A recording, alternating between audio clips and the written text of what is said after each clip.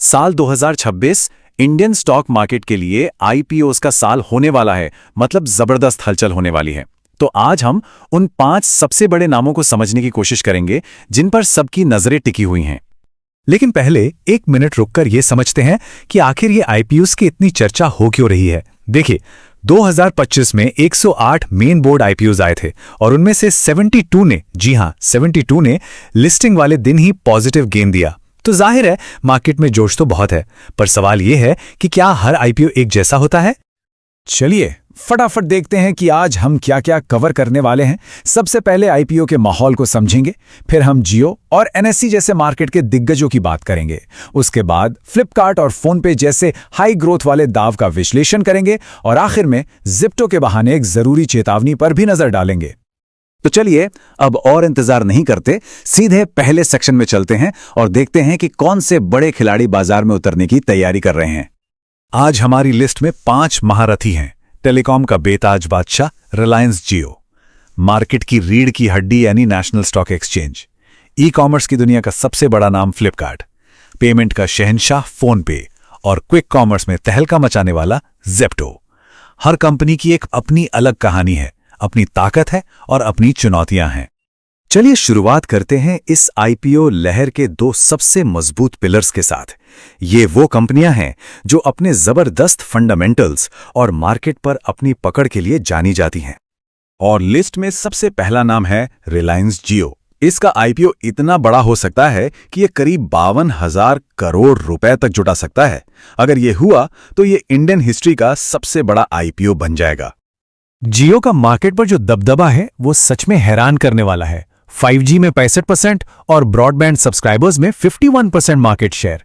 मतलब अपने फील्ड में जियो का एक तरफा राज है। और ये सिर्फ सब्सक्राइबर्स की गिनती नहीं है, कंपनी के फाइनेंशियल्स भी उतने ही मजबूत हैं।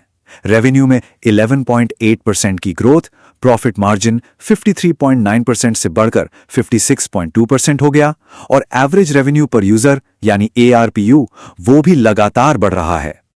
तो बॉटम लाइन ये है कि जियो के फंडामेंटल्स तो चट्टान की तरह मजबूत हैं, लेकिन किसी भी इन्वेस्टर के लिए असली खेल आईपीओ के वैल्यूएशन पर ही टिका होगा। यही वो नंबर है जिस पर सबकी नजर होनी चाहिए। अब बात करते हैं हमारे दूसरे मार्केट लीडर की, नेशनल स्टॉक एक्सचेंज यानी एनएससी की। इसका पब्लिक होने का सफर काफी लंबा और उतार चढ़ाव वाला रहा है। ये कहानी 2016 में शुरू हुई थी और अब जाकर इसे हरी झंडी मिली है। एनएससी का अपने मार्केट पर जो कब्जा है उसे एकाधिकार कहना गलत नहीं होगा। कैश मार्केट में 92.3% की हिस्सेदारी, मतलब इसका जो मेन कॉम्पिटिटर है बीएसई, वो बहुत बहुत पीछे है। और इस दबदबे का सीधा असर दिखता है मुनाफे पर। 71% का नेट प्रॉफिट मार्जिन। ये नंबर बताता है कि एनएससी का बिजनेस मॉडल कितना ज्यादा फायदेमंद है। चलिए अब कहानी का रुख उन कंपनियों की तरफ मोड़ते हैं जिनका यूजर बेस तो बहुत बड़ा है, लेकिन जो अभी तक प्रॉफिट में नहीं है। फ्लिपकार्ट की कहानी में 2 पहलू हैं। एक तरफ इसका रेवेन्यू रॉकेट की तरह बढ़ रहा है। वित्त वर्ष 22 के 10,400 करोड़ से सीधा वित्त वर्ष 25 में 20,400 करोड़। वहीं दूसरी तरफ अच्छी बात यह है कि कंपनी अपने घाटे को भी लगातार कम कर रही है, जो एक साफ इशारा है कि वो प्रॉफिट के रास्ते पर है। वॉलमार्ट और गूगल जैसे बड़े इन्वेस्टर्स का साथ इसके लिए एक बहुत बड़ा प्लस पॉइंट है। लेकिन घूम फिरकर वही सवाल सामने आता है कि क्या आईपीओ का वैल्यूएशन रिटेल इन्वेस्टर्स के लिए सही होगा? इसी कैटेगरी की दूसरी कंपनी है फोनपे। यूपीआई पेमेंट्स में 45% का मार्केट शेयर, मतलब ये अपने फील्ड का एक बहुत बड़ा खिलाड़ी है। लेकिन यहां एक बहुत जरूरी बात पर ध्यान देना होगा। फोनपे का 13,500 करोड़ का आईपीओ 100% ऑफर फॉर सेल यानी OFS है।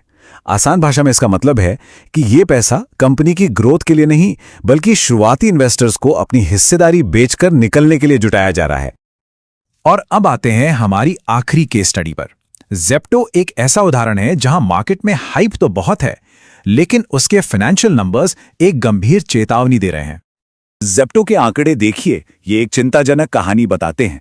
कंपनी की सेल्स में 129% की जबरदस्त ग्रोथ है, इसमें कोई शक नहीं, लेकिन उसका घाटा 177% की और भी तेज रफ्तार से बढ़ा है। ये सीधे सीधे खराब यूनिट इकोनॉमिक्स की तरफ इशारा करता है। मतलब शायद कंपनी अपने हर ऑर्डर पर पैसा गंवा रही है। तो इन पांचों कंपनियों के विश्लेषण से कुछ बातें तो बिल्कुल साफ हो जाती हैं। हमेशा कंपनी के फंडामेंटल्स देखिए, वैल्यूएशन को बहुत बारीकी से जांचिए और सिर्फ मार्केट के शोर या हाइप के आधार पर फैसला लेने से बचिए। तो 2026 की ये आईपीओ लहर एक बड़ा मौका है या एक जाल? देखिए, इसका जवाब किसी एक कंपनी में नहीं है। जवाब छिपा है डेटा को एनालाइज करने और एक समझदारी भरा फैसला लेने की काबिलियत में।